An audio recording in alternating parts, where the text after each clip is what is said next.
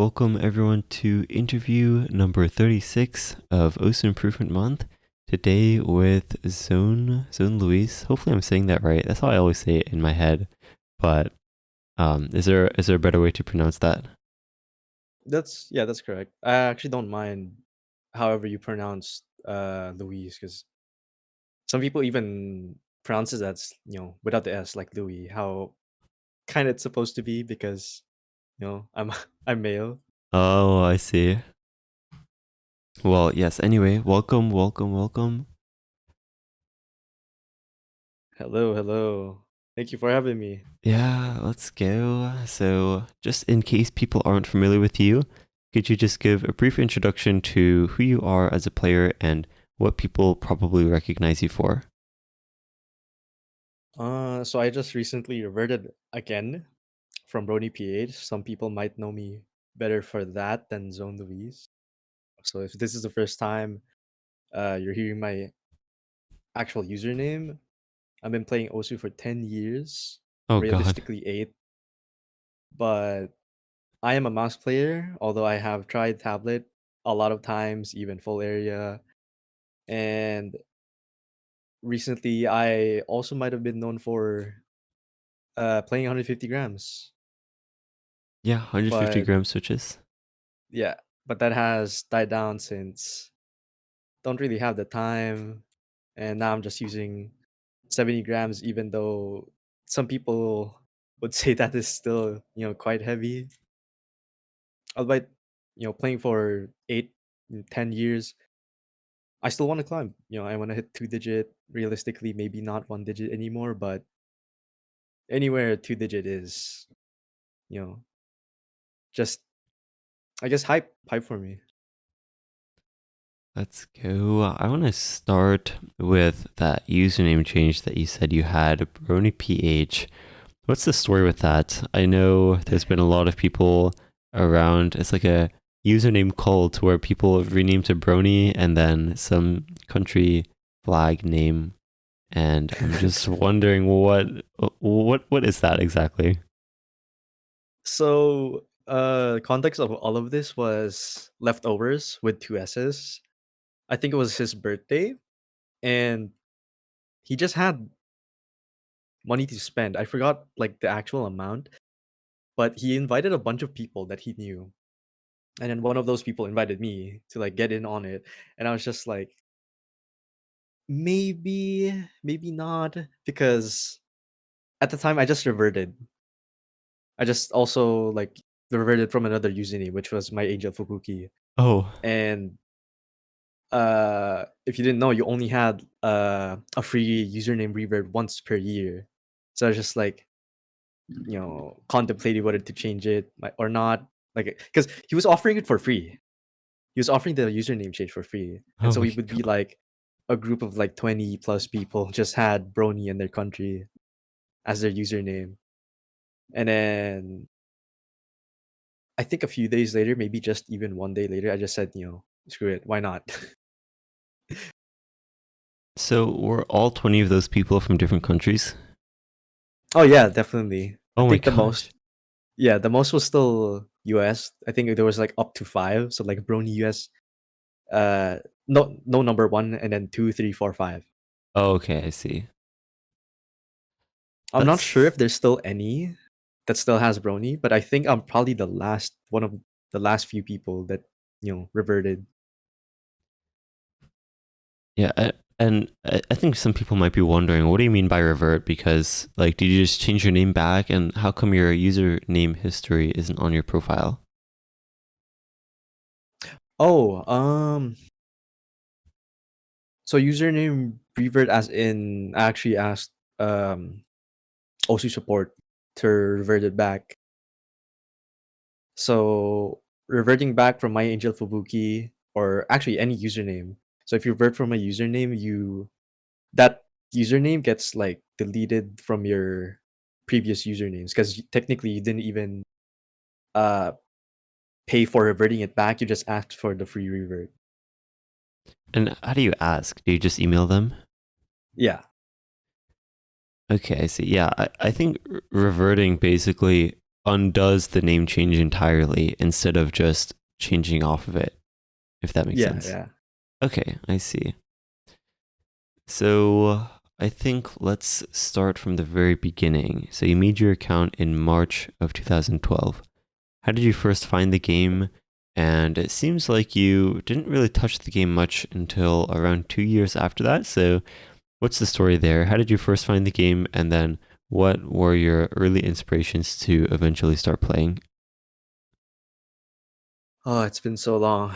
But when I made the account 2012, I was friends. Like I met someone through my dad's friend, and I used to frequently visit his house a lot because they would talk. My dad and the dad's friend would talk a lot, and he lived nearby. So I would actually frequent um like sleeping overnight at his place. Eventually, one of those times, he just showed me Osu. He just played Osu. In fact, I still think I have him added. Oh, do you have a mutual? Unfortunately, not. No, no, that's so sad. Here, I'll post it in live chat. That is his account. Um, and yeah, he just showed Osu gameplay. And one of the first few songs that he showed me that I still remember to this day was Urao Mote Lovers. So basically all Vocaloid songs. And if you check my pin scores, actually, if you scroll all the way down, there are scores from 2012 that are actually, Vocaloid songs. Oh, wow. Yeah, I see this. Oh, you have your pin score sorted by date. Yeah. Ah, that's cool, actually. Yeah, a lot of people, I guess, pin them by like how much they like the score, but this is pretty cool, actually, the way that you have it. Someone asked a question, and I was thinking the same exact thing. So you made your account in 2012, and this friend that showed you the game that you just linked their profile, they made their account August 2015. What's the story there? How come they made their account later than you? I forgot the exact details of it already, but it's either he used a different account. I'm not sure, I'm not sure if that's true, but I remember just like checking a screenshot from long, long, long ago, and this was his username. So I just Ah, added this one because it is still like I know that it is him because of the username basically. So on other platforms, he has like sort of the same combination, so I know it's him. okay. So it's either that or he probably didn't play with an account because I remember, I also played on his PC. Technically, that would have been multi-accounting back in 2012 still, right? So probably didn't have an account. Yeah, although interestingly, back then in 2012 or so, multi-accounting was a lot less strict. I think that was like the end of the like less strict multi-accounting era. But yeah, I remember there was like even like 2010 and a little earlier, there were some top players that like publicly had more than one account or that would play on each other's accounts. And then eventually it became a pretty strict rule to not do that. Mhm. So you found the game then, but it seems like you didn't really play it for some time. So I guess I'm also curious, like, what was the reason why you didn't pick it up in the first place? And then also, what eventually was your inspiration to start playing more actively? I think during the time 2012, I was mostly playing my PS3. I think I was playing mostly, Call of Duty Modern Warfare 3 or Black Ops 2, one of the two. And I don't think I had the PC for it as well. And in 2014, why I started playing, I think two communities overlap. That's why I started playing. Because back in 2014 or so, and the funny thing here is actually Brony PH is actually true to an extent. I was actual Brony. So back in 2014, there was this community that used an IRC chat client, like custom IRC chat client, and I used to frequently talk there a lot. And one of the few people over there actually played Oshu. So like, I could probably link their profiles as well, but I'll just say the usernames, Ochre and Dumpster Fun. I think those were the two main people that kind of helped me boost my love for the game. Basically, I didn't know if I wanted to get better than them at the time, but I definitely did just enjoy the game. Starting from 2014. You mentioned an IRC chat. Was this Brony related chat room, basically? Oh yeah, definitely. Okay. Was it from I'm curious how you came across it. This might be going down the rabbit hole a little too much, but I'm a little curious. So there's this Steam game right now. There's this Steam game called Them's Fight in Herds, and the precursor to that, because uh that fighting game is based on uh I don't know what the word is, but you know, four pedaled 4 foot animals. Okay. So the precursor to that is still again MLP, right? MLP. There was this game called MLP Fighting is Magic, and you could play against other people using that IRC client because it also had like a netcode function, basically. Here it's this one. So it got released around 2014 as well. Okay, I see. So that timeline kind of checks out there. Interesting. So you found the game, and then from there, you sort of rediscovered it, I guess. How was that experience like for you? And then what got you to eventually start playing more actively? It was mainly because of those two people, but I don't know. Osu just clicked for me, I suppose. Although my play count is not that high, but I played it every now and then. And were you playing with those people that you met through that other game, or were you mostly just playing by yourself?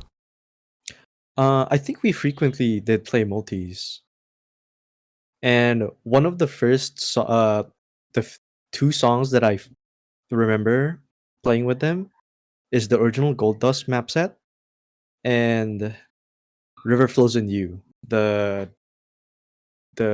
what's it called? Oh, the one with like a purple haired girl on a swing?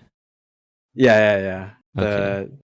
The drum step dubstep mix. Yeah, Also yeah. really old. Yeah. So, since we're talking about your earlier days with Osu, someone sent in a question, and I guess we can switch the topic to this for a little bit. So, someone asked, have you always played with 150-gram switches? So there's a long story behind why I did this in the first place, but to make it relatively short, I was already playing. I was just screwing around. Experimenting is like one of your biggest advantages when playing Osu. So I was already playing with stock like Gateron Ink Black V2s, and they are stock 70 grams. I eventually bought like 90-gram springs and then spring swapped them out and played with that. Although I didn't feel much of a difference. And we could probably branch that like 90-gram part somewhere, because I also actually developed my kind of new tapping technique. By new I mean like I started doing it last year. And then eventually I was like, wait, are there any heavier springs that I could buy? And I just searched around. For around like a month or two, I couldn't find any. And eventually I searched again just one time, and 150 grams actually showed up. I bought them, 150 grams. I didn't know what to expect. When I got them, I was blown away. I was thinking, how could I make this work? So for the first 2 weeks, I think first week or first 2 weeks, yeah, I struggled. I had the technique already down with 90 grams, but I had to transfer that over to 150 grams. For the 2 weeks, my tapping hand was in constant strain. But eventually, uh, if you look at the sheet that I linked in live chat, the score sheet, just 2 weeks later, my first ever score with 150 grams was raise my sword, and even I'm still blown away by that score. So those listening after the fact, you can find this spreadsheet on your user page towards the top as well, Mhm. or it says score sheet. Oh, it's the same sheet Yeah, as yeah. earlier. That's crazy. So even with such heavy switches, so you said you, I guess, quote unquote, had a new technique that Mhm. you had started using on 90 grams. The, like, I guess a little before you had switched to 150. So what exactly was that switch? What did that look like with your technique? I only have some live plays of it somewhere, but it basically involved all three of my fingers. So to put it short, I think Malizowski, or also known as Ristel, does the same thing, where he uses three fingers, kind of like playing Shift Z to play. Oh, okay. But I do kind of like a variant where I actually use three individual keys. So my keybinds are ASD, but A does nothing. And my main finger is my middle, so I tap S, right? So I would Okay. tap AS as if it was one key, but A does nothing. Oh, okay. Yes, someone sent in a question that's similar to this topic, which I guess I can read out now, but they said, I noticed that your tapping style looks like index ring even though it's index middle. Is this a habit that's developed from playing with 150-gram switches? Or if it's from before that, did it come naturally, or there's a reason why you do this aside from comfort? And how did this tapping style work out for you? So that's actually I think it's like the other way around. I did this for the sake of 90 grams and 150 gram switches, not because I played 150 grams or 90 gram switches. So with the heavier switches, the technique kind of relies on the weight of the spring bouncing back at your fingers. By then, if you hone that technique to an extent, your fingers will never leave the keycap. But it was also like why I developed this tapping technique in the first place is because when I tap just middle index or index middle, I noticed that my ring finger would follow through whenever I tap with my middle finger anyways. So I just said like experimented, why not, said why not just tap with three keys even though if my ring will do nothing. And I also heard, I'm not sure if this is, scientifically correct, that the nerve or like the muscle that you have on your ring is like connected with your middle anyways. Yeah. So if you notice that your ring finger follows through when you tap with your middle, you can try to, play around with it, see what works for you. Yep. I think it's that they share a tendon, basically. So middle and ring fingers are on the same tendon. Okay. So you mentioned this sort of like utilizing the weight of the switch coming back up on heavier switches, and ideally, quote unquote, if you refine a technique that takes advantage of that, then your fingers will never leave the keycap. Is that something that you feel like also applies for lower gram or lower weight switches? It could definitely work, but the thing is, I would say anything below 70 grams, because even myself, like at 70 grams, I just put the weight, a little bit of weight on the keycaps, and I might already start to actuate them accidentally. So I'd say anything below 70 is harder, but it's not impossible. Is it even necessary at that weight? Not letting your fingers move from the keycap. I think there's some advantages, but there might be even more disadvantages.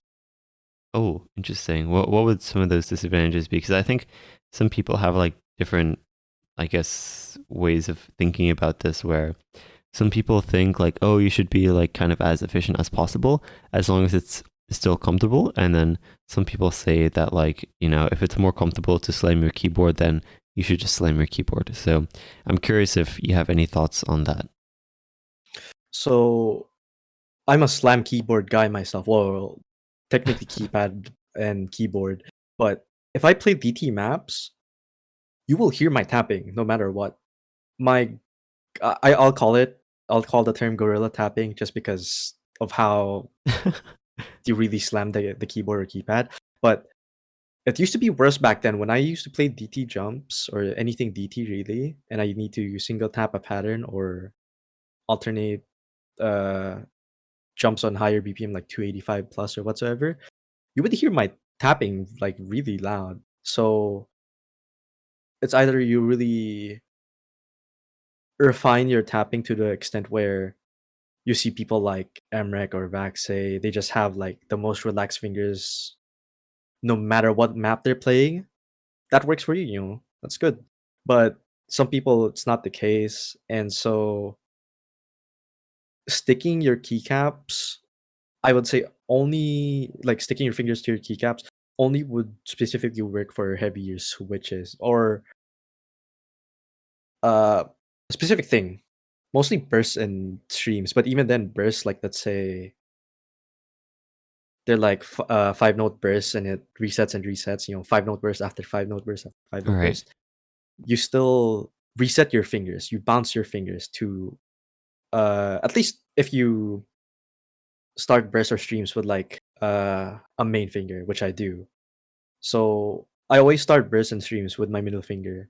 So in that case, I would always ZXZXZ and my keycaps would stick. But the next burst, I would bounce up and then do that same motion. So they're still bouncing. You can't really have it unless you're the technique god or something that your fingers would just really stick to the keycap.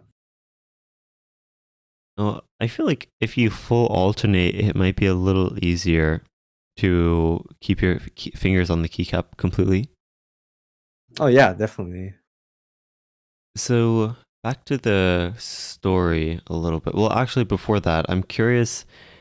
So I feel like after your experience with those switches, what would you say are the advantages and disadvantages of using such heavy switches? We can say heavy switches in general, and then we can also talk about 150 in particular. But what are the advantages and disadvantages? And then also, would you recommend such heavy switches for different people? So the advantages is if you have just the right amount of like I guess experimentation within you, like you just like to experiment, adapt, blah blah blah.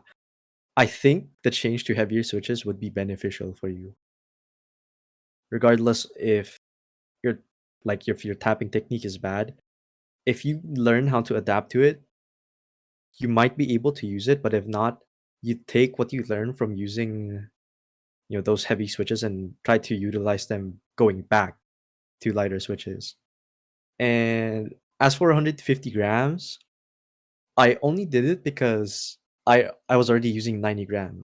But even then, 90 grams to 150 grams was such a huge difference that realistically, just know that guys don't try 150 grams. But it is possible. It is possible. Yeah, like seeing that I myself set scores, it is possible, but to the average player, I wouldn't recommend it just because of the common what's the word? Common physical limitations and or problems that you might get, just especially because some of these people might be just playing like 67 grams maximum, and they jump to 150 grams and they try to brute force themselves. You might get like RSI, carpal tunnel, blah blah blah. I wouldn't recommend it. So let's go to the opposite side of the spectrum and look at some of the lightest switches on the market. Do you feel like those have similar issues, or do you feel like those actually, because in theory that fixes all the issues of those really heavy switches where you're not concerned about needing to press so hard and potentially hurting your fingers. So I'm curious what your thoughts are on those really, really light switches as well. So first of all, maybe just my opinion, but never use MX speed silvers. Honestly, if you want to use light switches, go for it. Maybe go for Gateron clears or spring swap, and MX red, something like that. I just don't recommend MX speed silvers because the idea of the switch is good. It being like resetting higher, but the execution is terrible. So for lighter switches,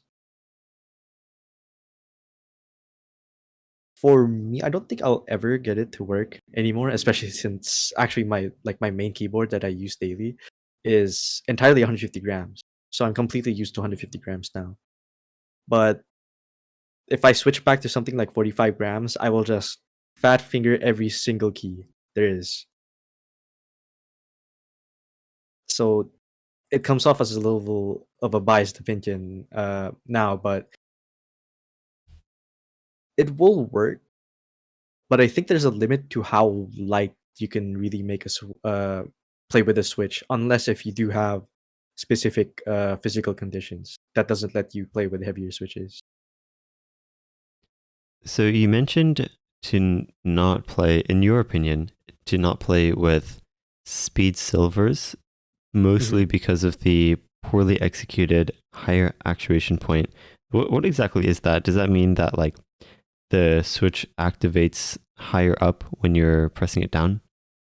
I'm not sure if that was what the speed silver does, but the light spring compared with the higher reset point. So if you notice, if you press down a speed silver, the stem doesn't go all the way down. The reset point or like the bottom out point is much higher compared to like traditional switches, and that could work for some people. But the fact that it's like 40 grams, I think, or 35 grams actuation, it is way too light for it to work. Maybe if you spring swap the MX Speed Silver, it might work, but yeah, I the execution of that switch in particular is just not good.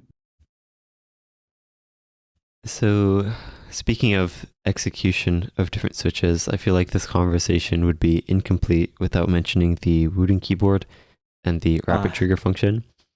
I'm curious what your thoughts are on that type of keyboard and that type of switch.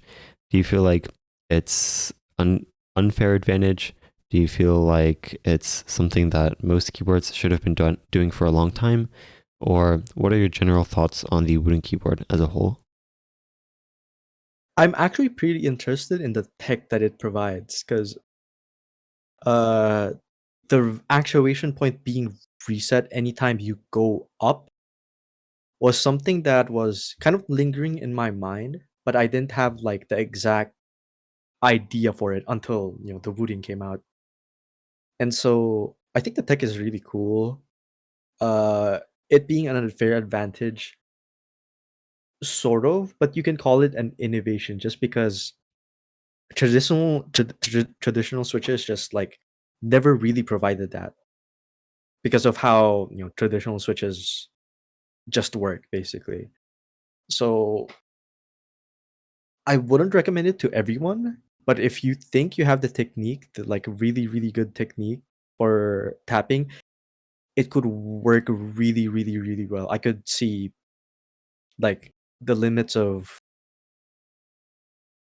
burst speed, death stream speed being pushed really high up just because of this keyboard. And the thing is, it's not really uh like close behind, you know, an extreme premium. If you really want to, you could shell out like the $160 for the keyboard. But if your technique in the first place isn't really good, if you can't perfect the technique on any other standard keyboard, then it's not really an unfair advantage. It's just that you yourself has to improve as a player. So if I would, let's say theoretically, I would want to get the keyboard, I would want to perfect my tapping on all different types of skill sets first before I would get that keyboard to maximize, what I could get out of it. Oh, I see. That's actually an interesting perspective that like you, I guess you still have room to grow if you feel like your technique isn't already very comfortable on a normal keyboard, basically. Yeah. Interesting. So, how does one start improving their technique and finding different techniques? And also, how important is technique when it compares to raw speed and stamina? Hmm. Tapping techniques is one of the things I can only give vague advice for because that's something that's special to you. At least one of the couple of things that's special to you. If I give you an exact way on how to tap, or if like I tell you to tap this specific way, the kind of like specialty from your tapping is gone. And sometimes it could very well be like brainwashing you to force yourself to only play this type of tapping, even though maybe there was just a few things wrong with your own that you could have like changed. So that's why technique you really have to develop for yourself because I'll give the advice, right? I'll give you the advice to try out different stuff, but I cannot feel your tapping hand. So I don't know what will and will not work for you. So, you mentioned Mm. that, and I think the majority of people kind of agree with this, that like you can't quite prescribe someone a tapping technique if like you don't know how well it's going to work with them. You can give them stuff to experiment with, but at the end, especially if it's a podcast like this or an interview where you Mhm. can't really, interact with that person, then it does make sense. But it does sound like there is a way to know if your technique is quote unquote right for you or wrong for you. What are some of the ways that you can figure that out? Is it just a comfort or feeling thing, or are there specific things that you should look out for that are sort of signs that maybe you should experiment with your technique a little bit? Well, common things, if you're cramping, you have to change it. If your joints are locking, depending on how your joints work, you have to change it. Well, because everyone's joints, fingers, hands, maybe even the wrists are different, and it's hard to help someone without knowing all of those beforehand. So technique is, yeah, mostly comfort. See what works for you. I think I saw comments, a tweet, a video, I forgot which, but if you look at Xylus and Otami's tapping, Xylee has a really, really like high arc way of tapping, but if I recall correctly, it's very relaxed, and he can do speed that way. And then you have Otami, where his tapping is really forearm tense, I think forearm tense, and he kind of curls up his fingers to do high BPM bursts, and Right, so right. they can play the same stuff, just that they're like on the opposite spectrums, pretty much, of tapping. There's an interesting question someone sent. They said, are switches placebo or is it actually important? Because I'm confused about the type of switches that I actually want. Hmm. Hmm. They said they've been experimenting with tactile and linears and different things, and it's just kind of confusing for them. And they feel like there's some pros and cons to each of them, and I guess not really sure. They're not really sure which type they actually want. Hmm. You could call switches placebo. There are some players that play, that just play with membrane because that's all they have and they're still good. But uh with the way you're describing this issue, like with switches, I think it's not that you're picky with switches, it's just that you want to mess around with switches.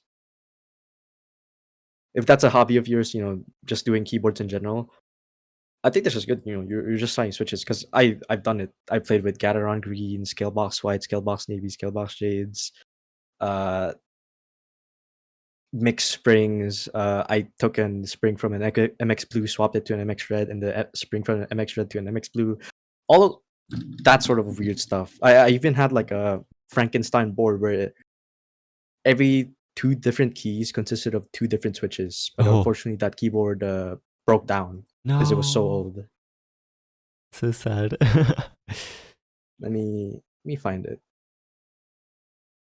Yeah, this was the last ever picture because it was so old that the PCB kind of just got rusty on some parts and I just couldn't solder it properly anymore. All right. Wow. That is awesome. So, out of everything, do you have a favorite Switch out of all the ones you've tried?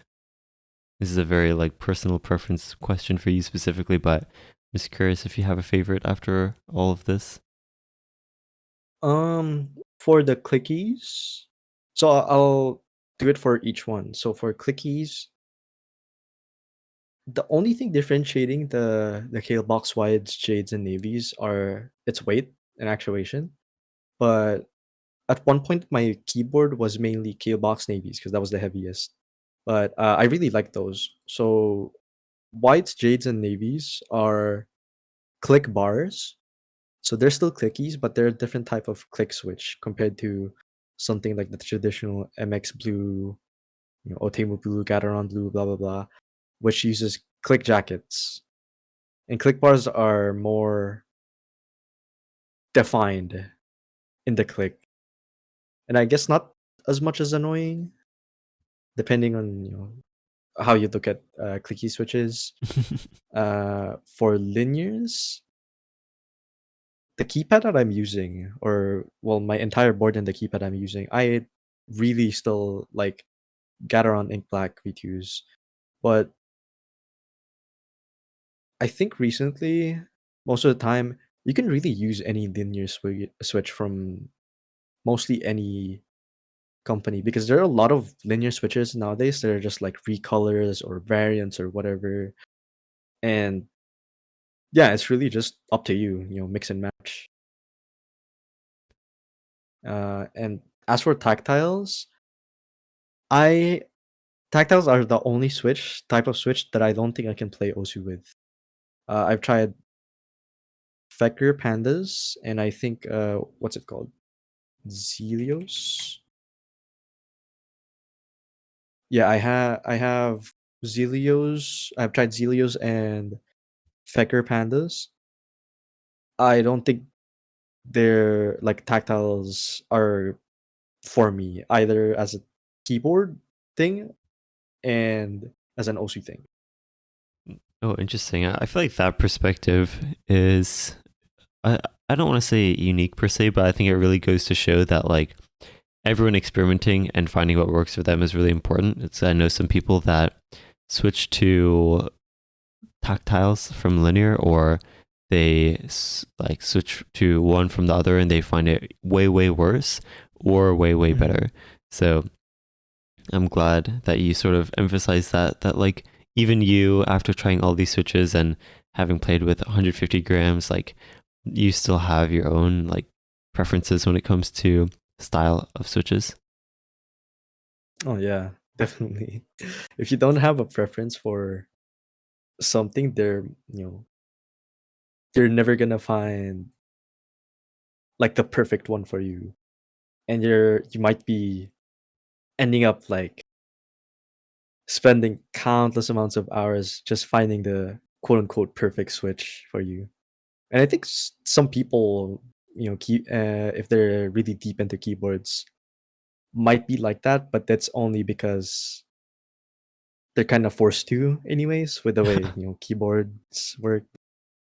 So let's go back a little bit and touch a bit more on your upbringing with the game. So it seems like you started really grinding the game, I guess, by the end of 2014 or in 2015 ish. So I'm curious what your really early inspirations were for continuing to grind the game. Hmm. 2015, at that point, I was playing two games mainly. At least I hope so, if my memory serves me right. I was switching back and forth with CSGO and OSU. And I know this is spread around a lot. It's pretty much like the religious truth at this point that 2D aim is not the same as 3D aim. But I have an Oh, argument that regardless that it doesn't, transfer, obviously, because it's not the same thing. The thing that does transfer is the feel with your mouse. At least, this is for mouse players, at least. So the feel with your mouse, if you practice like aim training in CS:GO, shooting at heads, that feeling of snapping might transfer to OSU and also back and forth. And I did that a lot back then. That's actually I think one of the biggest advantages that I had because it worked good for me because so that's one thing is the feel, the other is like the muscle memory basically. So if you have uh sort of like if you're a mouse player and you do everything with your mouse, blah blah blah, you by playing Osu, CS:GO, any other FPS game really, that kind of just like muscle memory, especially if you use your computer a lot, just like transfers over, regardless if it 2D aim and 3D aim is not the same. that's actually an interesting perspective. And especially how you mentioned that, like, you sort of had that advantage coming from, I guess, CSGO over to OSU. Yeah. Uh, I think it really helped early on with aim. I think that gave me a kickstart, really. So these days, I think a lot of people might recognize you for your stream stamina scores and sometimes even DT. But I'm curious if I assume since you mentioned that you sort of had a head start with aim, that you sort of started out playing mostly aim type stuff. So I'm curious how your skill set sort of evolved over the years, and at which points did you start learning different skill sets? So this is hard because I wish I tracked everything. Unfortunately, I didn't. So in the beginning, we can sort of put it in top PP plays of sorts, I guess.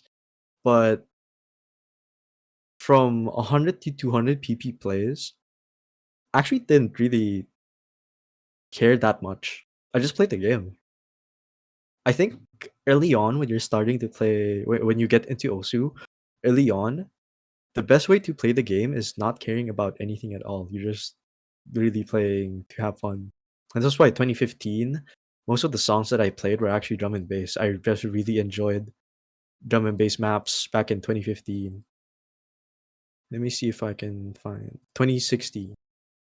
I have this play from 2016 that was almost 200 pp, but like it was a top play. I think that jumped from like probably 140 to 190, which is stat play at the time. And I guess you can maybe sort of see it that even at this point, I already was like snapping really hard.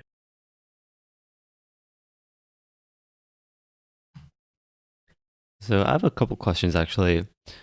So you mentioned that, I guess, and I think this is something that pretty much everyone would agree with, is that Mhm. especially as a beginner, the best way to play is probably just to completely have fun and not really care about anything, not care about PP or rank or comparing your scores or anything like that.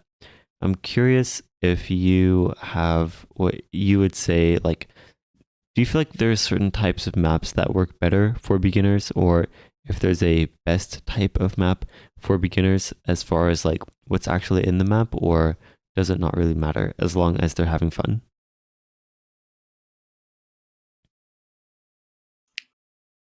This can be so much deeper than what it needs to be because I think it branches out like a lot of branches. If I said that it doesn't matter what the map or like what the map consists of, the map has needs to be coming from like let's say 2016 and earlier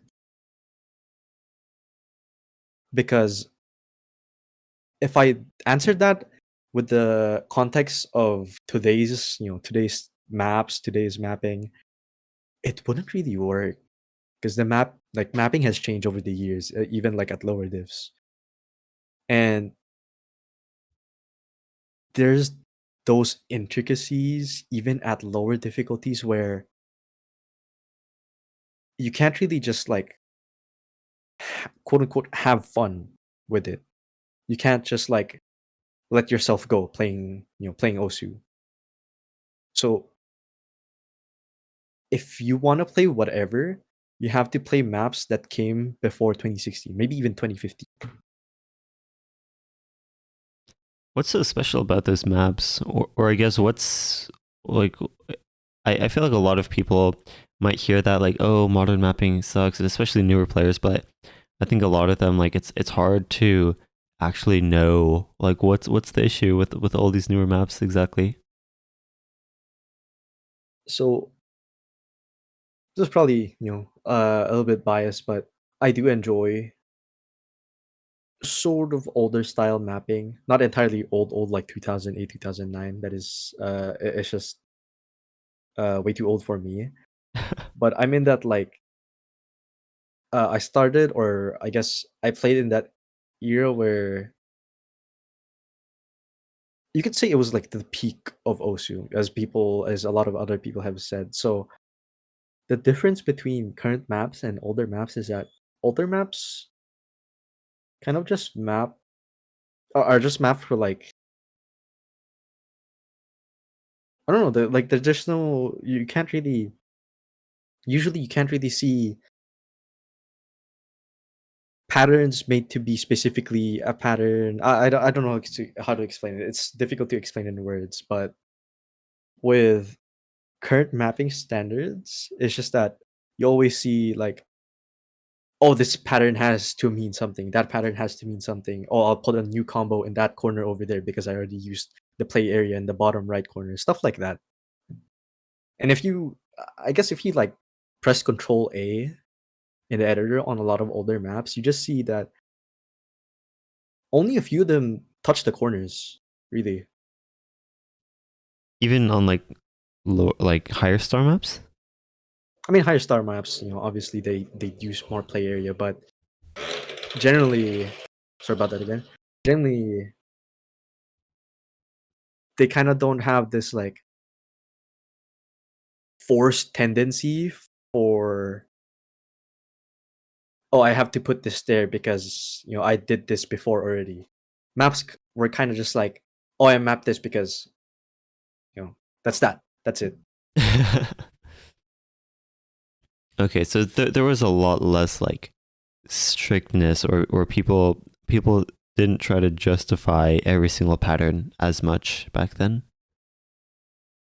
I guess yeah, you could say it like that. So, at what point would you say that Osu became your main game? You mentioned that you were pretty much playing Osu and CSGO side to side, but at what point did Osu kind of take that role as being your main game? So this is, I guess you could label it as a sad part about the transition to Osu, which is when I was playing CS:GO and Osu back and forth, and I was playing CS:GO a lot, I actually wanted to take CS:GO seriously, like maybe go pro at it if if I had the chance. But there were a lot of different circumstances. One, the country I live in, years ago, esports basically non-existent. Two, non-supporting family members, most especially parents. They just think of it as, oh, you're just playing computer games, stop wasting your time with that. Third, I had not even an esports ready PC, and fourth, internet pretty much nationwide in the Philippines was really just bad. So if a family member was watching YouTube, my ping in CS:GO would just spike up to like 300 or something, and I couldn't play. So that passion for CS:GO slowly died out, and eventually I kind of like put all of my eggs in Osu. Dang, so Uh, it sort of sounds like it all fell apart with CSGO. yeah. So at that point, you were already playing Osu pretty actively. Did you mostly see it as an aim trainer, or what exactly was your view on the game at the time? Early on it was, but eventually I treated it like yeah, a rhythm game. Like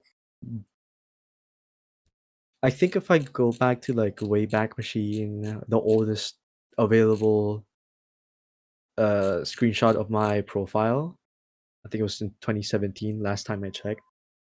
You could see I had even then I still had relatively decent accuracy because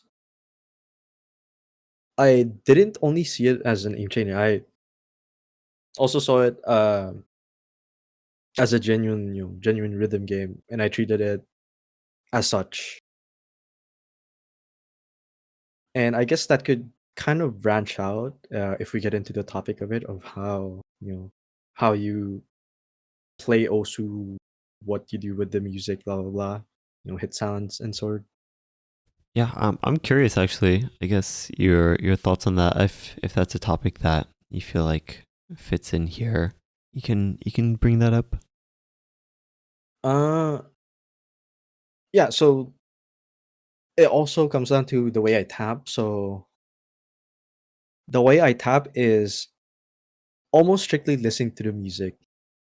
Only exception is that if I actually cannot tap it. Like let's say, oh, 240 BPM death stream. I cannot physically tap it. I physically cannot catch up. So those are the few exceptions. But whenever I play Osu, I tap to the music.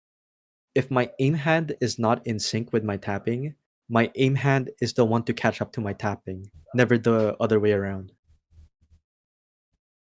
So sometimes in maps, I actually because this kind of already branches out to like music theory of sorts. Because once you hear a certain part in a song, you kind of predict uh I guess the pattern or the rhythm choice later on in the map. And sometimes I predict patterns and it doesn't work out for me because the rhythm choice of the mapper is different from what I'm hearing to the song. So sometimes sight reads like go bad for me. But I think it's a bit rare anyways. So you mentioned predicting patterns based on the music. I remember one time I was trying to explain this to Ed, BTMC, and I was trying to explain that like if you see if there's like one part of the song where there was a triple, then when that part of the song repeats again, you can probably expect there to be a triple or whatever the pattern was. you can probably expect it to come back again, and you can sort of like mentally prepare to play that pattern. And he was disagreeing, saying that if you expect a certain pattern to come up and then that pattern isn't what you expected, then you're going to mess up. I'm curious if you can respond to that sort of counter argument and explain a bit more of what you mean by predicting patterns, because I think what he sort of imagined is that like if you're predicting a pattern, it's like you think there's going to be a triple, and so you just play a triple regardless of what pattern actually shows up. But yeah, I'm curious if you can touch a bit more on predicting patterns, and also like how like what exactly happens when your prediction is wrong. So both sides are correct, but I think it's less of pattern prediction. So I guess I worded it wrong. It's less of pattern prediction with me, but more of like, again, yeah, music theory. So it's kind of built up to this point because I also, so like additional context, I also came from a little bit of a musical background. I used to play cello for my school's orchestra, and I think that helped a lot with my rhythm sense. So the combination of playing an instrument, reading, um, like reading actual music notes. I forgot what the term is called. Yeah, music notation. Yeah, and honestly, from my personal experience playing a lot of drum and bass back then, all three of those helped me with the rhythm sense so much, or at least gave me a really, really, really, really like far ahead kickstart for it. So I wouldn't predict patterns most of the time unless if they're actually predictable, uh, based on the mapper. So like a good example right now actually is Snow Nino's map on Anoyo Ikinobus ni Note Saraba, Oh, the the To You Tubi song. song. And if you look at the first ki of that map, it has very repetitive jumps and patterns. And it repeats on the second ki. But on the last chorus, it's the only time that it's different, but you can already sort of get an idea based on the first two ki sections of that map that they're just like, big jumps. And that's pretty much the premise of it. So yeah, it's more on mine is more on kind of the like outside of Osu, like music theory side that just goes in my head. I don't know the specific, terms for it and such, but it's something that builds up on you over time. Especially if you play a lot of different genres on Osu, or just listen to a lot of different genres outside of Osu. Because I don't really have a specific or like drum and bass might be one of my favorite genres, but I only have like one, two, maybe three genres that I dislike or have a distaste on. So any type of music, like I just enjoy, basically. I enjoy a wide variety of genres, and I think that outside of Osu, inside of Osu, that has helped me with my rhythm sense. It kind of sounds like you've had all of these sorts of like I don't want to say advantages, but like head starts with certain skill sets, like rhythm sense with your music background, and sort of aim slash mouse control with aim trainers in CS:GO that you were pretty proficient at that game as well. And it seems like the one skill set that's left is the tapping aspect, and tapping stamina and streams and things like that. I'm Mhm. curious how you first started playing streams and I guess speed and stamina, and what that experience was like starting to learn those skill sets. So, uh, actually, okay, so there are two things to this. I have stream plays before November 2021, but I specifically started my streaming journey whatsoever on November 2021. But I already had some few scores before that date because in 2019 I actually told myself, oh, I want to practice streams, but I never really did it. I just played whatever still, and that's why one of the biggest plateaus like roadblocks I've ever had was October 2019, me reaching rank 380 or so, and I was pretty much stuck at that rank for 18, 19 months up until January, February of 2021, where I kind of broke a barrier and then just pushed a little bit more to like rank 320. But until then, I was ranked 380. And when I say 380, I actually mean it because I gained enough PP that I just stayed on the same rank for 18, 19 months. Oh wow. So, my streaming, I started it on November 2021, and it was alongside the tapping technique that I developed, which is the three key Malizowski tapping. And I kind of didn't think too much of it. I just compiled a bunch of maps, a bunch of stream maps, and I just played them.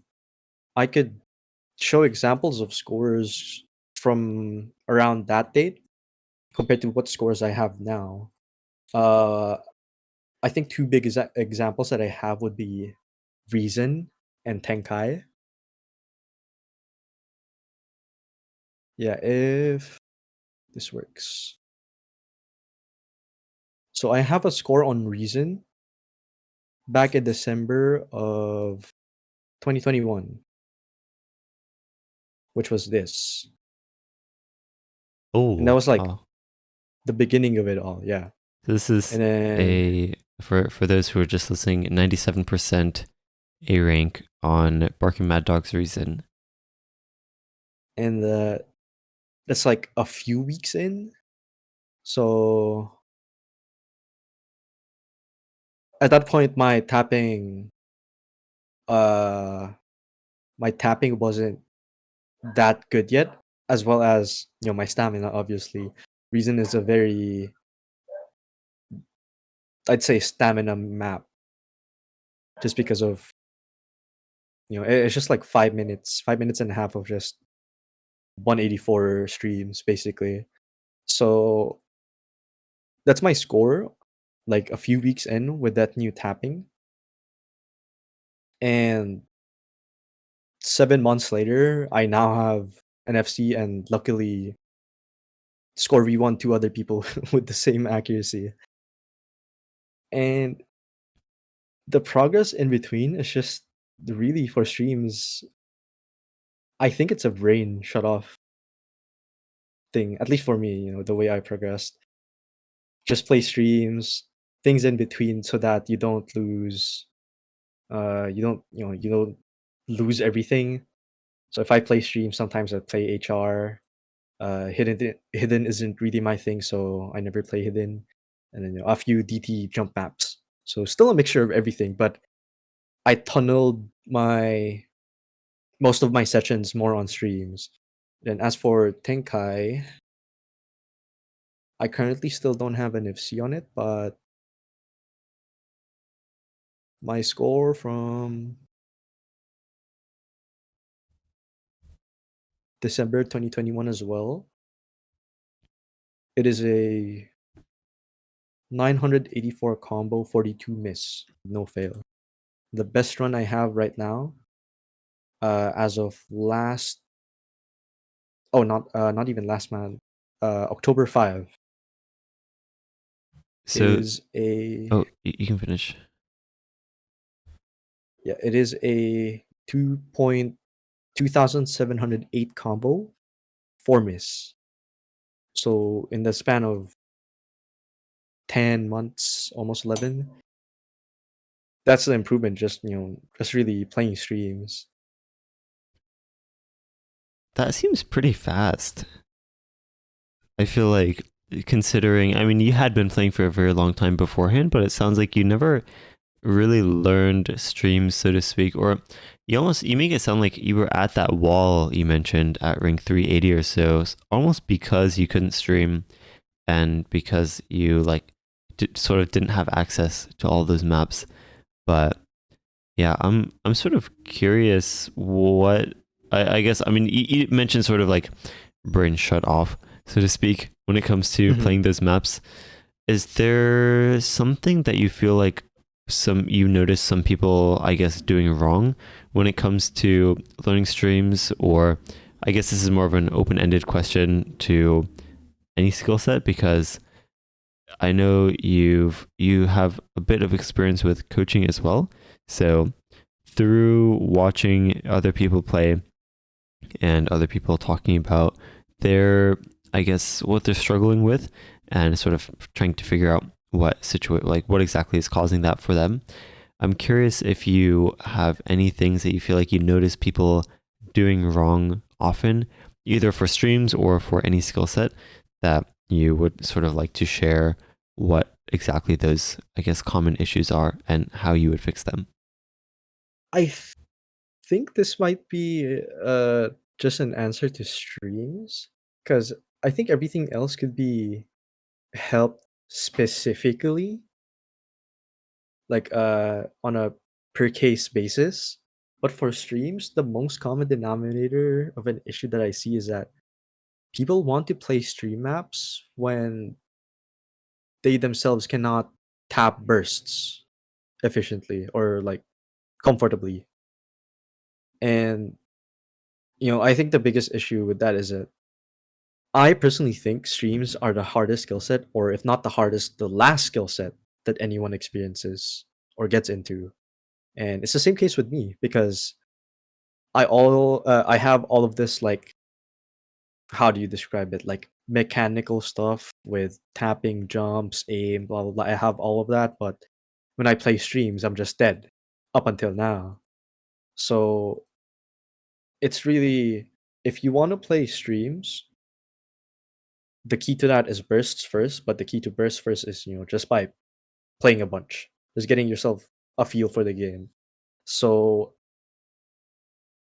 unless if you want to be really like, you yourself just really want to be like a stream one trick, there's nothing wrong with that. You can start streams on like early on, but the way you play these streams, like it will be an entire like huge 50-50, I think, per person. Because some people can make it work. They become stream one tricks. That's fine. But for the other half, it kind of becomes like, oh, how do I mash this better? Oh, how do I, gamble more on these scores? So it's really, I guess, the mindset when you're getting into streams. Because for reference, I played what was it? I played Blue Zenith in a multi with other OSU Philippines players in, I think, 2020, and I was struggling on tapping for that. Compared to now, 200 BPM for me is like sort of the comfortable range. And the only two differences, or like the only difference from those 2 years, is that both of the times I had the same, like, well, like, realistically, 2022, I probably have better mechanical skill because time goes on, they're usually better. But let's just say 2020, 2022, I had the same sort of like mechanical skill, but when it comes to streams, it was just like an entirely different thing. And it was like I'm not playing the same game basically. So once you get all of that like mechanical skill, you can do most of the stuff, alt jumps, whatsoever. and then you hop into bursts, and then you hop into streams. I think that's like the pipeline for it. I think it's interesting you mentioned that like bursts are kind of like the precursor or like the almost like requirement, not really requirement, but like you should be able to burst comfortably before you eventually extend those bursts into 7, 9, 16, and then eventually up to like full length death streams. I'm curious for people who, so some people experience that when they start focusing on a weakness that they have, such as streams, or I mean, it could really be anything, but they find that when they're focusing on that weakness, that they end up losing their ability to play other skills. I'm curious if that's something you've experienced before, or you have any advice for how to make sure that you can work on your weaknesses without also losing your strengths. I think so the best case scenario of this is you put your all of your energy until you reach your ceiling on one skill set before you decide to try another. Because I think that's pretty much what I did, but I realized it just a little bit too late. Hence the plateau for 19 months. So for those 18, 19 months, I kind of did the same thing. I was just trying to spam DT farm maps whatsoever. And that's not a bad thing. It's just that, oh, I want to push myself on this type of stuff. Eventually finding out, oh, this kind of got boring. Maybe I should actually try to do something new and go with that quote unquote promise that I made in 2019. Oh, I want to play stream maps. And I finally did it in late 2021. So, but uh at this point where I am, like when I have to play, like let's say in a tournament setting, I have to play a DT1 but also a Nomad 2. And those are two varying, like vastly different things. In order to keep myself in check,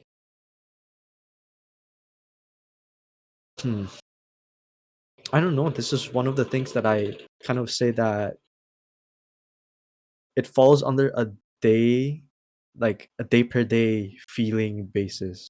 Like, oh, this day I don't really feel like I'm gonna be that good at DT. I'll try it, but probably not because one of the things that really hypes me up in Osu is either by watching a play, watching other play, but for myself to hype myself up, I either play something like play a song that gives me goosebumps. Those are one in a few, but otherwise for DT, it's a lot of I'd say it's a lot of gambling, at least for me, for mouse. Uh, and for streams, it's kind of the same thing to like warm up for my stamina. Good example of this would be what 2 days ago, 3 days ago. I couldn't tap even 190 or 200, but I just played through like 7 different map sets of Yomi Yori, and after playing those 7 different map sets of Yomi Yori, Y7, it's because I played like the graveyard versions of the new MP3, new version, and I hopped on different maps and I was able to tap. And that's after like not playing for a while. I guess we can tackle that topic about like as well of how you retain your streaming speed and stamina. Right, right. Yeah. Yeah. Well, although I'm curious because it sounds like you were pushing yourself quite a bit. I mean, I feel like people have different ideas in their head when people say to like push yourself. Some people imagine like going for FCs. Some people imagine going for like passes with like C ranks on stuff that's like Mhm. super hard for you. And then some people are kind of in the middle around like B ranks or so. And I'm curious what you imagine when you talk about like pushing yourself and pushing your skill cap. So it's different per skill set in terms of the rank, like the lettering rank that you get. Because for some stream maps, you might be able to tap the map. Like let's say you play with no fail, you might be able to tap the map, but then your flow aim is just like, oh, note lock everywhere, so you get a C rank. And that's like you can't really see that when look at just the score results page. So it's hard to say. But anything that's slightly above what you're currently doing, I think is pushing skill set. I think personally for me, every day that I'm playing streams, every day that I'm trying to go for any of these scores, any of the stream maps that I have in my collections, I am still pushing my skill cap. Maybe not tapping wise, but more on mechanical because the two issues that I had with streams, that's why I wanted to start working on streams in the first place, was one, my tapping, obviously, but second was my flow aim. My flow aim was really bad to the point where I can't even do circles on my mouse. So biggest examples of like where this could go horribly was Chansey's sidetrack day, because that So map just has a bunch of circle streams pretty much the entire map. if the tapping aspect of streaming and also your flow aim are both really weak, I guess first of all, which one would you focus on first? But even taking a step further, how would you even go about training both of those? Would you try to focus on one of them at a time? Or how exactly do you break into a skill set as complicated as streams when there's so much different stuff and different coordination going on? I think this is another branch of it, but I actually changed my reading for streams. I might not be fully conscious of it, but whenever I play, I think I definitely feel the change. But as for the aiming and tapping in regards to that, I don't think you can really isolate them. That's why, this reason score, that Tenkai score. Whenever I play stream maps, where I know I probably won't pass or will die at some part. I just play with no fail. I think that's the biggest advantage you can have playing stream maps. If you want to play stream maps, if you want to improve, just go through the entire map. Oh, you're note locking, just tap through it. I'm glad you mentioned reading actually, because so actually the person who comes to mind for me is probably Shige Cookie Z. Hmm. I feel like more so than any other player with his skill set of, I guess, like streams, flow aim, things like that. I feel like his reading is just really what puts him above everyone else in that skill set. And so, yeah, I definitely agree that like flow aim or the reading aspect of streams can really, really help your flow aim and just sort of general coordination with your streaming abilities. So, how do you improve your reading? Is reading basically just like playing easy mod, or are there other aspects of getting better at reading as well? Uh, this one is also another hard one because it's specifically different for everyone. I myself have tried easy, but cannot read easy. So I've gotten some people who have tried easy or are actively playing easy, as well in the mixture of just playing maps no mod normally, and it really depends on what you want, I guess. There's a lot of different factors. Playing easy, the skin that you use, the follow points, blah blah blah. What distracts you? How do you read notes? Is it note for note, or do you use peripheral vision in a way that you look at the center of a pattern and you just make out the numbers with your peripheral, something like that? But then there's also like rare cases where I've seen a clip of a player playing easy and he's playing with a dot skin, so you know then the number reading for easy doesn't really apply to this guy because he's using a dot skin. It's it's really specific for each person. But for flow aim, it's mostly a feeling for your cursor. If you have an idea where your cursor is going, it's like easier said than done, but it's a lot of feel for the cursor. If you know where your cursor is going, the trajectory, the speed, the velocity, blah blah blah of your cursor, and the spacing. This is also actually another issue that gets brought up with me frequently. How do I place space stream maps? My answer: you just play them, really, because I myself did nothing else but play them or maybe make practice steps for them. Because realistically, space streams don't appear in anything else than the space stream maps themselves. And that's hard because that's like a branch, that's a branch of streams. So you have streams, normal streams that overlap in notes. And then you have space streams, which is just like, oh, I've never seen this before. How do I aim this? How fast should my cursor go? It's a lot of feeling for space streams.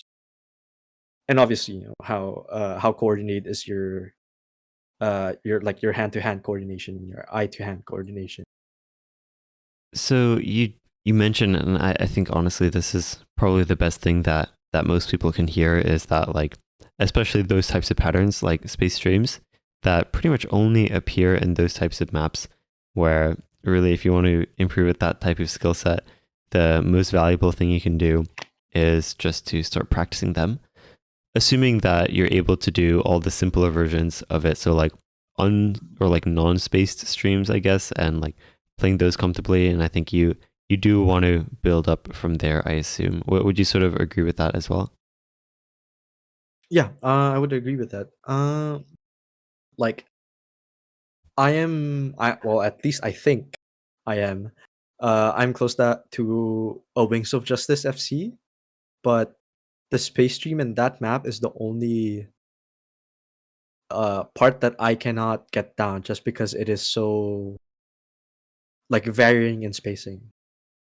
Spacing itself, like constant spacing on a space stream, is one thing, but the varying spaces or like spacing in a space stream is like on another level. So you also have those like intricacies, another branch with space streams. So, talking about isolating some of these skills a little bit, I know there's some people that really swear by those long stream practice maps that is just nothing but a stream, usually going in a square around the entire Mhm. screen for the entire map. Those long stream practice maps, people definitely have differing opinions when it comes to, are they helpful? Are they completely useless? I'm curious what your thoughts are on those types of maps for practicing tapping and just for practice in general. The rectangle ones, I think, are more of a benchmark than anything. There are, I think, at least a lot of people know this. The map set with Mendes, was it Shinsaku, Brogan limitation, that one map set with a bunch of different BPMs. Yeah, it's mapped by New Ruler NA, I think, if we're thinking of the same one. Or we might not be actually, but are you talking about like actual maps that have kind of like different patterns in them? Yeah, so yeah, I think we're talking about the same thing. So yeah, it is mapped. Yeah, New Ruler NA. Uh, I this was one of my like intros to streams, if you could say, like even way before 2019. I used to use this map set a little bit for varying BPMs. I think with what I said earlier, rectangular stream practice maps that require no aim, just tapping, is more of a benchmark because typically when you play, half of your energy is split between aiming and tapping, depending on which one is required on the map. But with the rectangular stream maps, 95, if you can even argue 100% of that energy is into tapping. Sure, you could do well on it, or maybe not, but regardless, if you try to play an actual map with the same BPM that actually has stream patterns, usually it'll not be the same. Like usually you will not have the same results. Okay, that makes a lot of sense actually, because it's like when with long stream practice maps, you're focusing all your attention on your tapping and you can make sure that it's as good as possible. But on other types of maps, on normal maps, I guess, you have to divide your attention between aim and tapping and kind of reading a little bit and rhythm sense and actually figuring out the patterns. And so you have a lot less focus on your actual tapping. And so you're not going to be able to optimize it as much without your aim or your reading kind of suffering as well. Mhm. So one thing that I noticed for you, I think compared to a lot of other players, is I feel like especially for streams, your accuracy is in a really good spot. And I think your accuracy is really, really strong, right? Compared to a lot of other people, especially on leaderboards, if we just look from a more objective standpoint. I'm curious what you attribute that to. Do you feel like it has to do with rhythm sense, or is it in the way that you practice your tapping, or is accuracy just something that you think you care a lot more about than other people? What would you say is that contributing factor to actually getting better at accuracy? And do you feel like accuracy is its own skill that can be trained, or do you feel like it's just the culmination of getting better at other things? I would say it's a culmination of everything because I actually don't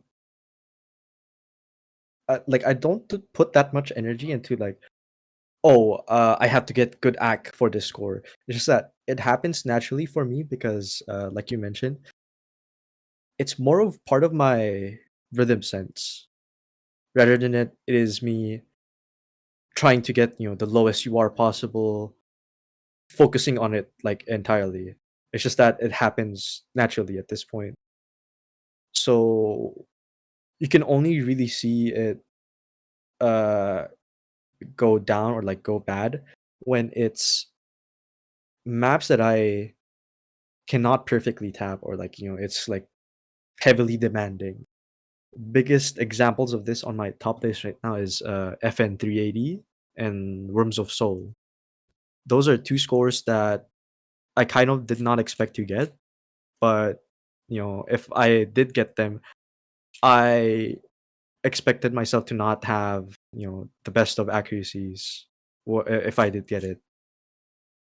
Okay, that actually makes sense. It's sort of you like if you can't act a map properly, it's just because there's some skill that you can't that you're not comfortable at yet.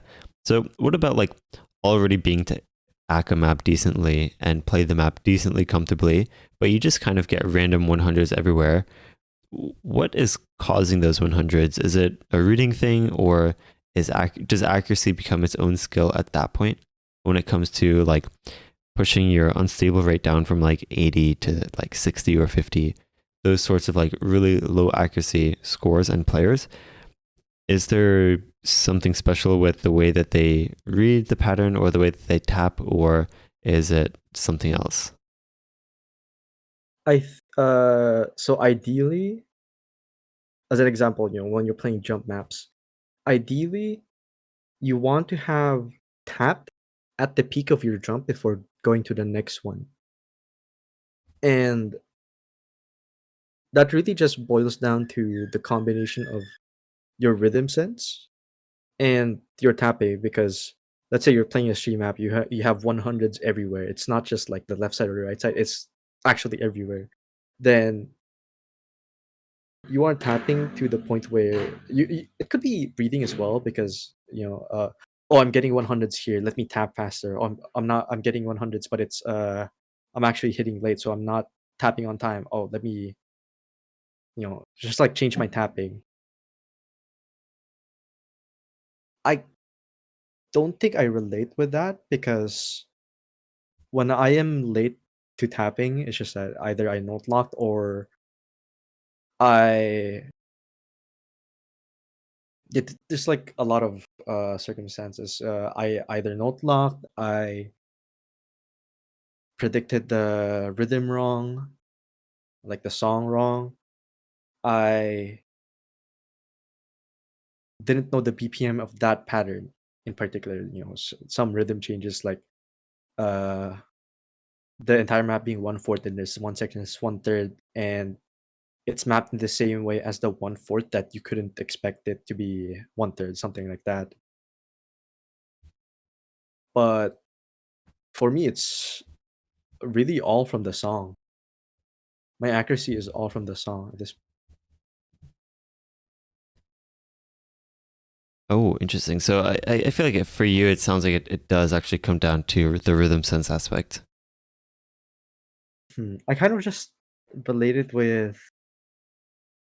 It used to happen more often, but now it's very rare that sometimes I play Osu for a good minute or two where I'm just spaced out. I don't even realize that I'm playing Osu. And when I do the things I'm doing during those 2 minutes, you know, my tapping is just to the song, regardless if I miss or whatsoever. Maybe I miss, brings me back, makes me conscious again. But my tapping, it's all from the song. So I guess a good example of what I do physically, this could be fidgeting, but I tap my foot or like do whatever with either of my foot to the BPM of the song. So like if my legs are crossed, I swing it up and down depending to the BPM. Sometimes I even like if I have both of my feet down, one foot is tapping every beat and the other foot is tapping half a beat.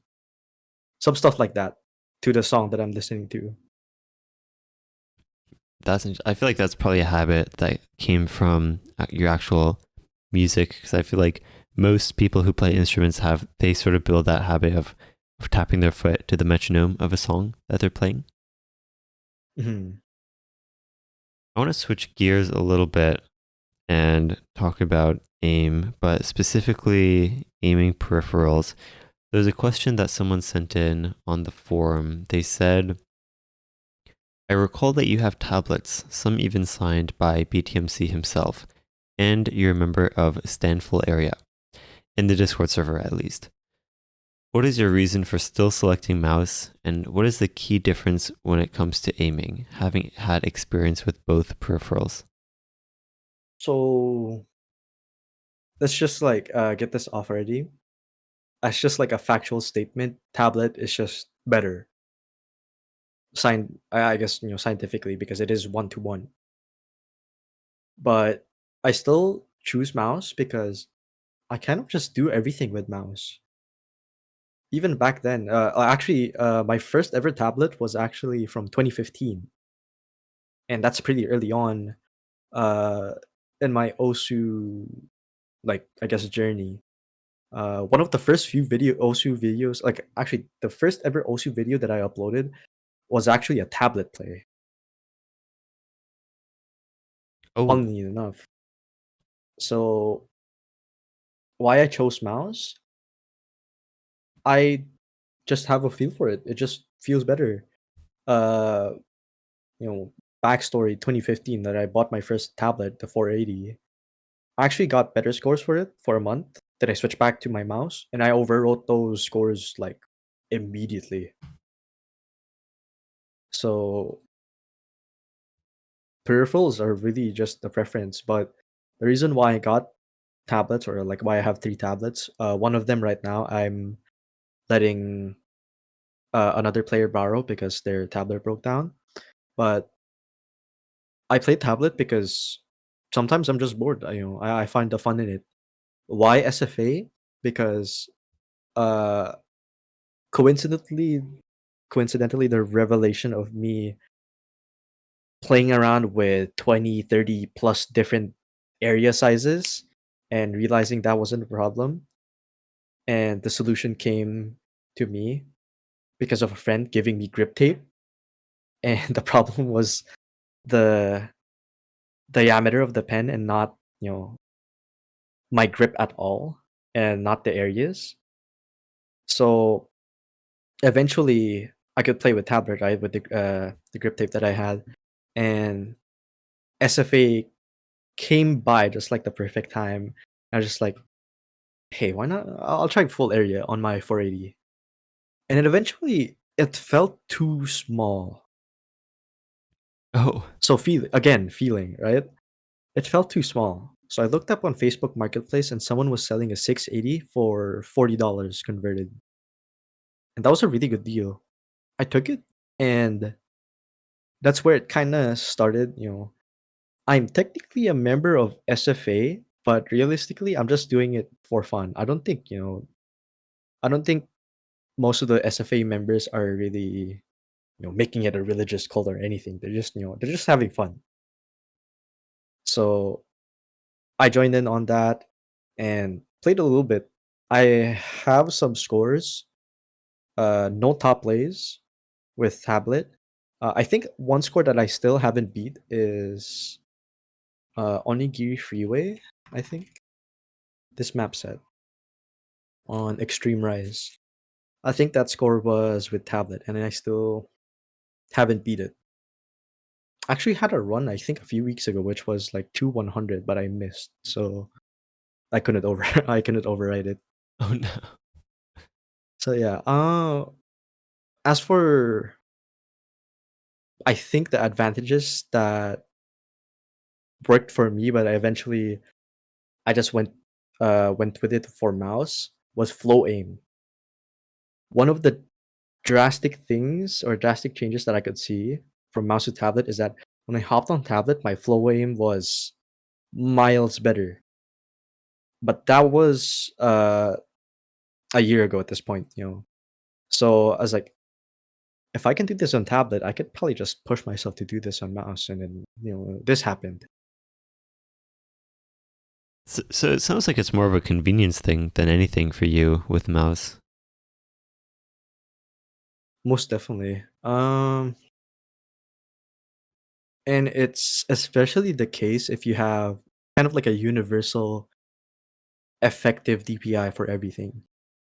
So I don't change my sensitivity in game in OSU. I change my DPI in 50 increments on the mouse I have right now is a super light, so on the Logitech software. But if I had another mouse, it would if the software is capable of it, I would probably do the same thing. And the earlier reasons for this was because I actually had a play where I played the first part of the map with mouse and the later part with tablet. Oh, I just did that for one play, and I thought that was fun. But I think that was kind of like yeah, that was an earlier reason. But now it's just like since I use 650 effective DPI for just using my computer daily, even just like snapping to tabs while browsing, snapping to folders, stuff like that. It's kind of one to one in OSU because the effective DPI the same because I don't change my sensitivity in game. And that's something I can just like do unconsciously. So like I might be even improving my comfortability, mechanical stuff with my mouse, even if I'm not playing. dang, interesting. Yeah, I feel like that's such a powerful advantage of mouse play compared to tablet. And I think your story about grip tape is actually really cool because I feel like it sort of shows like a lot of people sometimes like I don't know, maybe this is just a personal thing, but I find that like some people are too dismissive of like I guess working with other people to see like what exactly they're not really what they're doing wrong, but like more giving them more ideas of things that they can experiment with. Because some people, as you mentioned, like you were experimenting with area over and over again, and like you tried 20 different areas and they're all like not working out for you. And it's kind of like, what exactly are you supposed to do? And I feel like sort of being able to recognize like there's more variables that you can try changing out there that you can try to experiment with. And I feel like it's really, I think it's good that you were able to have that friend who kind of let you have some grip tape and make it make your life easier, I guess. Mhm. I think it was mostly by chance, but let's say it never happened. Hopefully, ideal case or ideal scenario is that I would have figured out to try out grip tape myself Right, right, right. because that was the only thing holding me back. But if let's say we didn't have that situation, I think it's always good to experiment around with whatever you're using. Because when I started out, I was using I was playing with mouse like 400 effective DPI, and I used to use 800, 900 EDPI for a really long time, and then 800 again for a really long time. And only recently, actually, just this past like entire year, it was also because of Gerbsy. So Gerbsy is like a really low EDPI player, and funny enough, I've actually he actually came up to me 2 years ago. Like he was one of the first few people that I coached back in 2020. I'm not sure how much I've helped him in the past in 2020, but he himself had that dedication, motivation to play the game, and goes to show how far that can really take you. But because of him, I was then now the teacher for the students, sort of like that. I got inspired by him to lower my EDPI. It was 700, 650. I thought 650 was the limit, uh, at least for jumps and aim. And I went down to 600. I still got a few scores, but then lately, just a few weeks ago, I got that. I think it was a week ago exactly. I got that itch to play DT jumps again, so I went back up to 650 EDPI and was suddenly able to do some jump maps. So the Angel Sim map, Shinsaku Shiawase, Dandan Kikoeru, Oh that song. yeah. I was able to FC that in I think 2 or 3 tries, Oh my and god, then wow. Pensamento Gangsta, and I've been trying for that score since like 2020, I think. So just like this premise of like changing your stuff up, I like the idea behind it because experimentation, like me, changing my area like 20, 30 times, experimentation, adapting to it, it's just like really making your brain work. If you make your brain work do, if you make your brain do work, adapting to new stuff, I think you're just more involved when playing, and that's like really good. And the result of me trying around like 20, 30 different areas actually is that I can actually change to any area and play, like be able to play with it like within 5 minutes. Oh yeah, true. I know some people are like really, really, I guess, flexible or adaptive with their area. I feel like that's such an advantage, especially if you're playing on someone else's setup, just kind of casually, just play a couple maps. I feel like that's really where it comes in handy, at least in my experience. Biggest example of this actually is Vaxay playing on BTMC setup. He didn't even change his tablet area, he just played and FC'd something and also did that score on good bounce. Yeah, yeah. Vaxe is definitely the player that comes to mind for me as well. So you And mentioned, oh, you can finish. I think also like earlier in the years, a lot of players used to also change their areas. One of them was Cookie Z, and he was changing like by really, really small margins, if I remember correctly. Yeah, yeah, yeah. You mentioned experimentation quite a bit, and you mentioned that like it's valuable to like experiment with as much as you can. Is there a point where experimentation kind of goes too far, so to speak, and that you start experimenting so much that you're sort of not settling with something? That's definitely the downside of it. But uh I think you stick to something may it be a few weeks, few months, maybe a year or two, and then it's kind of like a self check. You always have to self check. Oh, you're hitting something. You're hitting a wall. You can't do anything. You change it up. I think that's the best way I can put it. Early on, you can experiment how much ever you want, but once you get a good footing on something, you hold on to that, push out your capabilities with that, and then try out different stuff. And this comes back to my 18, 19-month plateau. That plateau only happened because I never tried anything new. May it be the way I'm playing, may it be the maps that I played.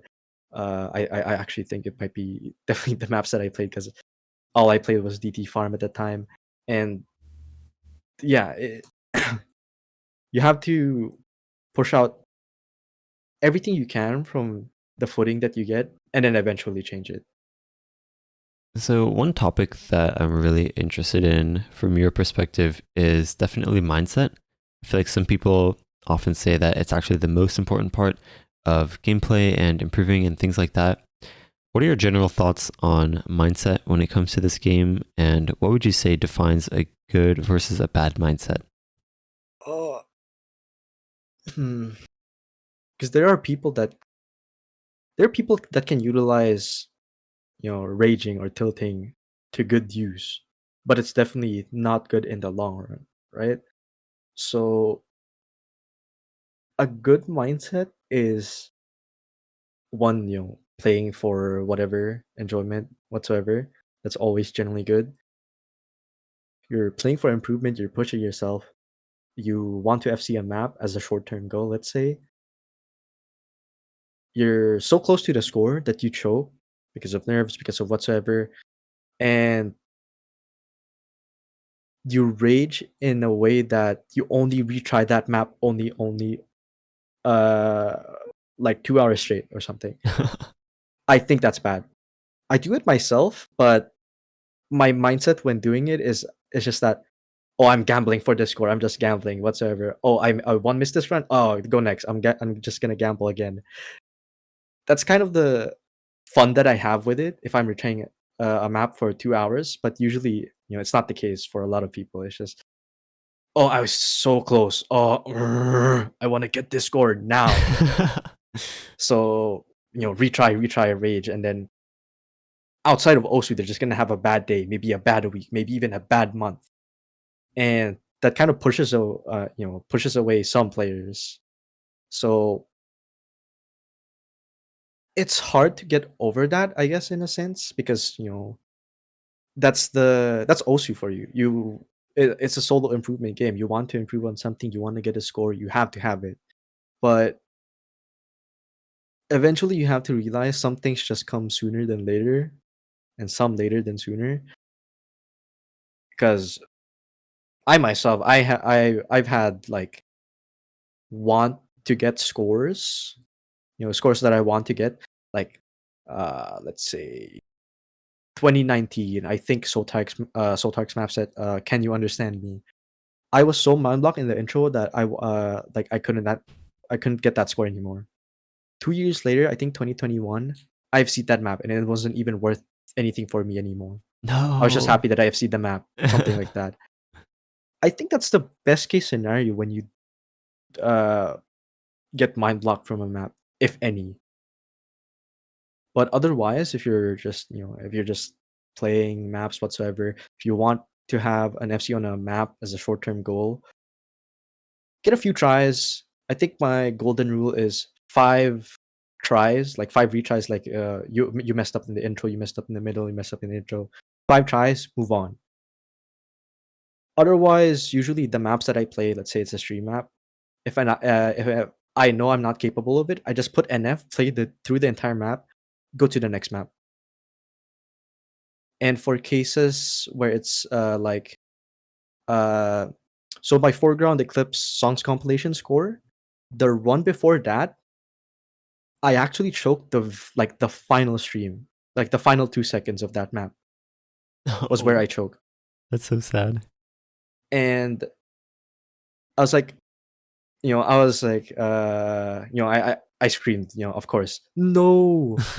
But then I was like, I'll get this. I can do this. But not in a rage way. If you do it in a rage way, it's gonna just go down and down and down.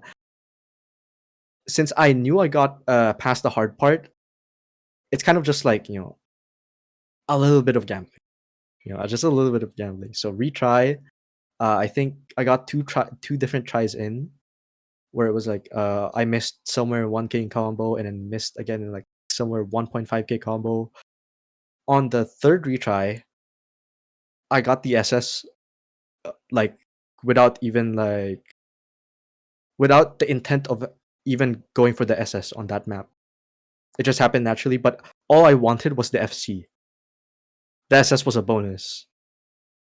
What you mentioned about sort of, you get frustrated, but then kind of feeling that back into grinding again in a sort of, in a healthy way, as you mentioned, or as healthy as it can be. That reminds me of the sayonara bye inspirational speech, inspirational words. I'm not sure if you're familiar with what I'm talking about. I probably seeing that I was active during that time, I probably vaguely remember it. I don't remember that specific thing anymore. For those who aren't familiar or just want to hear it again, will take the time to read through the inspirational words by Sayonara Bai. Only people who throw away how can be changing. People think dream is dream, but when we practice or try hard, dream will become true. Don't left dream as dream. Success's opposite meaning isn't fail, it is don't challenge it. If you fail, do a frustration. After frustration and hard work again. What do you think of crisis? Even if situation is already crisis, they don't know that is crisis. But worse than before is even if people know that is crisis, they don't do anything. Don't throw dream. Makes dream as real. All nation can be win. Also, Korea do one's best. This was quite a famous, I guess, poem back then. This was from actually a very long time ago. I would say probably 2015 or so, 2014. Back, I think, towards the end of Sayonara Bai's active reign over the leaderboards. But yes, I think that message is, I think, kind of encapsulates, so to speak, what you were talking about as well. Mm-hmm. Although, yeah, I think the message basically is similar to what you said in that I think not only pushing yourself, but when you do get frustrated, kind of being able to pick yourself back up and keep pushing yourself. Yeah, and if you don't, that's really just up to you. It's kind of harsh to say, but if you can't pick yourself back up, then no one's really gonna help you. It's a solo game. So, out of everything that we've mentioned so far, I'm curious if you could pick one thing, even if it's not something we mentioned, but through all the topics in OSU, what would you say is the most important when it comes to improving? So, I think I could answer this also with one of the questions, which is why do I not play with background dim 100%? Is you have to make the game have a soul. Kind of a complicated way of saying, enjoy the game. So enjoyment, right? But you have to find that enjoyment not only by playing the game. You have to find that enjoyment in your grind and your past and current improvement. All the you know memories that you might have with other people, community. You just have to find that enjoyment every single branch in Osu. Otherwise, Osu feels soulless. I think that can also go back to uh the reason why I plateaued for 18, 19 months. The things I were playing were soulless. I was playing them 100% background dim, no storyboard, no video. If you want to have an appreciation for Osu, I'm telling you right now, you can download random beat map packs or maybe even maps that have storyboards or videos from uh household names of storyboarders like Tochi whatsoever. Just play maps with like 92% dim at the very least, 95, 92% dim. It just makes the game, I don't know, feel so much more alive. Yeah, I feel like that aspect is one that is definitely lost for the vast majority of people. I think people download the game and they Google best OSU settings, or they have a friend who shows them the game and it's like, oh, use 100% dim, it's better. And I remember some people have mentioned to Peppy, like, why don't you make the default background dim 100% because everyone uses it anyway. And I think I'm very thankful for Pepe being so adamant about certain things in the game, but and sort of his vision for the game. But I think he's definitely like helping to maintain that sort of like default sort of almost for fun experience when it comes to making the game enjoyable and accessible, but also allowing people to explore the avenue, like explore the game in whichever avenue they'd like, even if it's not super, super competitive. So people give a lot of flack to Pepe, right? But looking at it from both sides, I actually agree. Whether people like it or not, I actually agree with some of the decisions Pepe makes. But imagine a world where Osu never had the no video mod or those types of stuff. You never had background dim. Everyone just played, you know, with full storyboard, full video. I think it would kind of compete in the same area where some other rhythm games actually are, where like maybe not the best example I can think of right now. Sound Voltex have some charts where uh the play area moves drastically, bounces around and such. Just like that sort of thing, which you can sort of see maybe sometimes simulated in Mania or maybe even Taiko, but it's very limited. Just that the storyboards and video just really help add to that. Oh yeah, yeah, for sure. I feel like that, and as you mentioned, I think the way you put it is really good as well. Just kind of giving the game more life, so to speak, is something that I think makes the game so much more enjoyable. And I think that enjoyability and just general having fun with the game is something that I think keeps people around for all these years. So there's one more question that I want to throw out there, which is one that someone sent in from the forum. This also ties into mindset a little bit, but specifically they asked, what is a mindset that you think all beginner OSU players should have? Mindset. I think going back again, I wouldn't really call it mindset per se, but I know that personal experiences are different for every single player. But early on, you just have to really play maps that are genres that you like and get a feel of the game by doing that.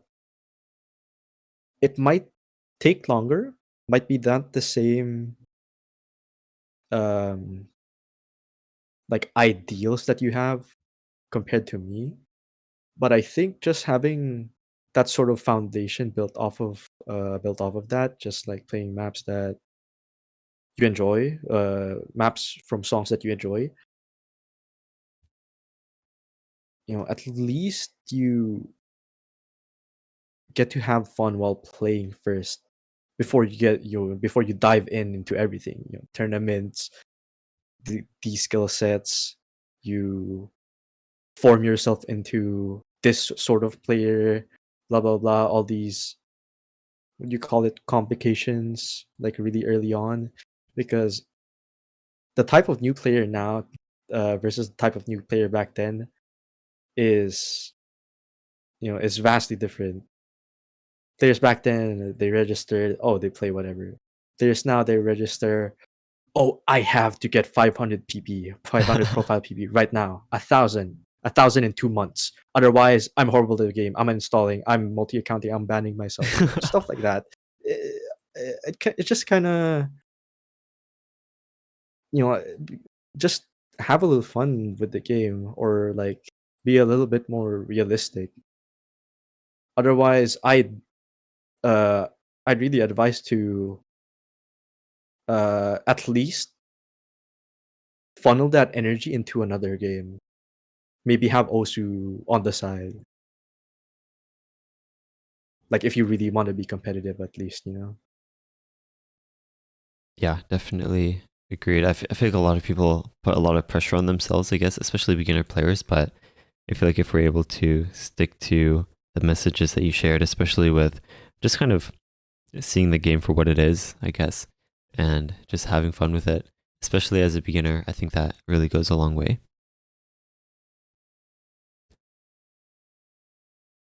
But yeah, I think that seems like a good spot to wrap things up. Do you have any final words of wisdom or advice or opinions or anything you'd like to shout out with the world? Hmm.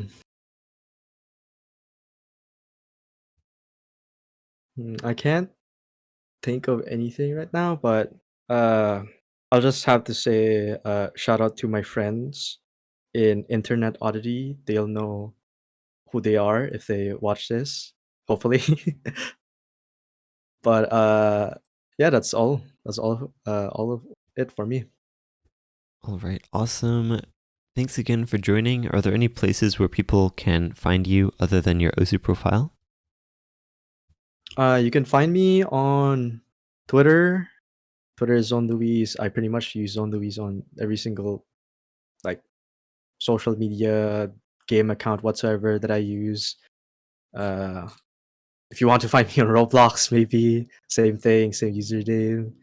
On YouTube, it's also zonelouise. I think on Facebook you can find me as well using zonelouise. Uh, yeah, that's it. What's the story behind that name, by the way, out of curiosity? So Zone Louise was actually in regards to my mother. So my mom used to play MMORPGs, one of the most adamant ones, and I also played it with her back in the day. Was RF Online, also called Rising Force Online. It's a really popular MMORPG in Korea that originated from Korea, South Korea. Uh, the servers that um the original servers that was hosted for it, the company that hosted the servers is gone now. It's back up as like a successor of that company, and you can still play it now, but it's a dated MMORPG. And she used to have a username with Zone and an abbreviated version of her, like, real name. So Zone plus abbreviated version of her real name. And I kind of just took that. I kind of took Zone and then put my, well, actual name with it. So Zone Louise.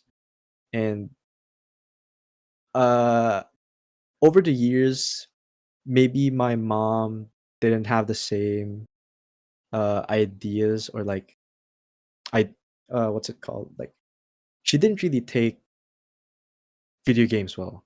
She didn't take OSU well, she didn't take CS:GO well, regarding uh downfall of my passion for CS:GO, blah blah blah. But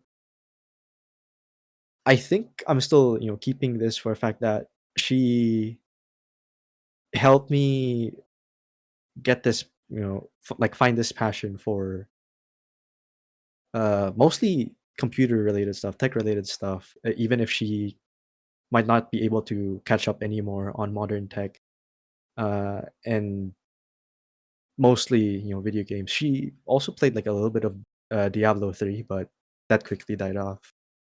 And ever since, she hasn't been playing games anymore. Dang, that's a crazy story, actually. So, I mean, I'm curious. So you abbreviate your username like on Twitter and things like that. You abbreviate it to Zone rather Mhm. than, I guess, Luis. I'm curious if there's a reason for that. Uh, Nothing really. I guess I'm just still surprised that whenever I meet new people, they immediately know to just call me Zone. So I guess I kind of think that just makes sense to sometimes have my nicknames on some social media or whatsoever as just Zone, but usually it's usually the whole thing like Zone Louise. Okay, got it, got it. That makes sense. Well, yes, thanks again, Zone or Zone Luis. Thanks again for taking the time to share your thoughts and wisdom and all your wonderful insights with all of us. And of course, to everyone listening, thank you all for being here, and we will see you all next time.